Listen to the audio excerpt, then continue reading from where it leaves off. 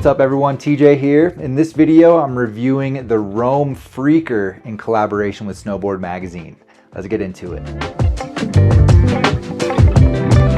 All right, and real quick for your reference before I get into the review, I'm 5'10", I weigh around 155 pounds, and I tested the Freaker in size 156. So the Freaker is a freestyle focused but all mountain capable snowboard on the Roam lineup, and it's got a new shape for 2025. It's got like a classic popsicle stick shape, but with a directional twin design.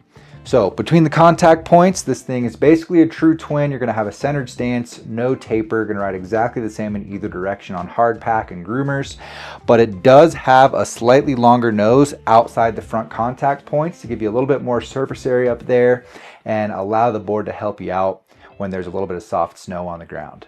It is a camber dominant snowboard as well. You're gonna get Roam's Fusion camber in this one. So basically full traditional camber through the body of the snowboard with some small rocker blends going to the contact points here. It's gonna mellow things out a little bit, maybe give a little bit more leverage for getting into presses, but still gonna come through with a very energetic, snappy feel that you'd expect out of traditional camber. You're also going to find some nice additives built into the layup of this snowboard, specifically their Bamboo Omega hot rods, and it's going to be in their directional triple layup. So you're going to get two of them in the tail, kind of pointing from the rear contact point towards that rear insert pack, and then one in the middle of the snowboard in the nose here. So that is a bamboo hot rod wrapped in carbon fiber. It's going to help make the board a little bit more energetic and snappy and give you a slightly more powerful tail as well. You're also going to get Roam's Sinter Strong base, which is a sintered base material that's dense. It's known to be faster and more durable compared to an extruded base.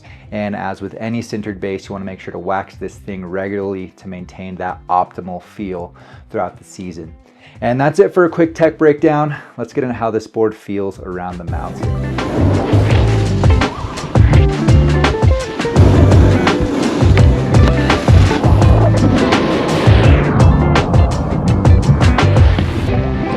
I'm talking about the flex you're gonna find in this snowboard. So Roam rates this board at a 7 out of 10 on their scale, and I would agree this board is a little on the stiffer side of medium with good stability and a responsive feel, both lengthwise and torsionally. You can still get some good flex out of it, but you do have to commit more to get presses going compared to more freestyle focused boards like the more jibby Artifact or the Agent, but you can still get some good looking presses out of this thing. I think it's pretty fun for butters and flat tricks as well, but does have a bit more of a snappy and precise feel. So you got to work with that and use the energy in the board to make the most out of that style of riding, in my opinion. And I would say generally, Roam is known to make boards with a solid freestyle feel, and the Freaker holds it down in the park as well. It does have more of a jump leaning feel with the stability that this board offers, but it's really not a bad all-arounder for park laps. It's not a jib specialist, but it does feel comfortable on rails. You got to work a little bit to get presses going, but it's definitely still in the wheelhouse. And it has a great feel for getting some air time too. You're going to be able to confidently step up to the larger jumps on this thing and work on all around freestyle progression. I think the directionality and stability you're going to get in this snowboard does lend itself nicely to taking a freestyle approach outside of the park as well. I also want to talk about the carving experience you're going to get with this one. And at size 156, you're going to get a comfortable 25.5 centimeter waist width for quick edge-to-edge transitions and a slightly above average 8.2 meter side cut. It's going to send you into slightly longer, more drawn out carves and feel right at home at higher speeds. And if you run a bigger boot size or you just prefer boards with a wider chassis, I do think it's worth noting that Roam offers some legit wide sizes in this board. The 157 wide comes through with a 26.5 centimeter waist and is definitely something to consider if you do run a larger boot size.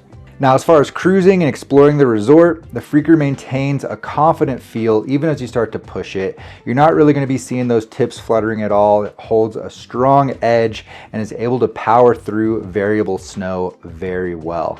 It's a board that really doesn't mind going fast, and it's going to be a good time getting off-piste, exploring the resort, and getting into more technical terrain as well. Overall, I think the Freaker is a great choice for you guys that want something versatile and capable, a board that has a little something in the design to help you out regardless of terrain or snow condition, and has a sturdy freestyle feel without quite stepping up to the most responsive level that the Renegade offers. So if you're looking for something like that, consider the Roam Freaker. I'm gonna have this board linked down below this video so it's easy for you to find, as well as a link to the latest issue of Snowboard magazine. So please make sure to go check that out. Let me know what you think about this one down in the comments, or if you have any questions for me.